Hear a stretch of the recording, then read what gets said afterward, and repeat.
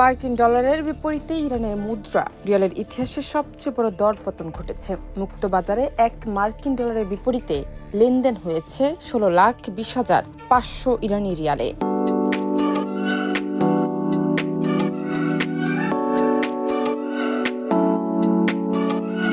মুদ্রা বিষয়ক ওয়েবসাইট বনবোস্ট জানিয়েছে, একদিন আগেও $1 দাম ছিল প্রায় 15 লাখ রিয়াল।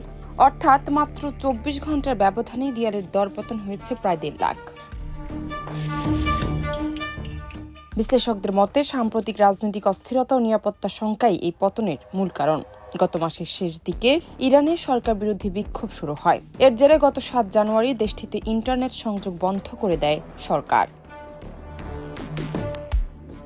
বনবোস্ট আরও জানায়, ইন্টারনেট বিচ্ছিন্ন থাকা ইস্তাম্বুল, বাগদাদ এবং আফগান সীমান্তবর্তী বাজারে রিয়ালের প্রকৃত দর সম্পর্কে নিশ্চিত তথ্য পাওয়া যাচ্ছে না। এদিকে যুক্তরাষ্ট্রের প্রেসিডেন্ট ডোনাল্ড ট্রাম্প ইরানের দিকে বিশাল নৌবহর পাঠানোর ঘোষণা দেওয়ার পর বাজার পরিস্থিতি আরও অস্থিতিশীল হয়ে উঠেছে।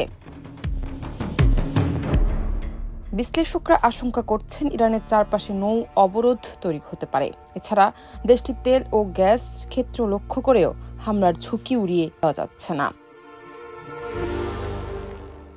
সব মিলিয়ে রাজনৈতিক উত্তেজনা ও আন্তর্জাতিক চাপের মুখে ইরানের অর্থনীতি নতুন এক কঠিন পরীক্ষার সামনে দাঁড়িয়ে।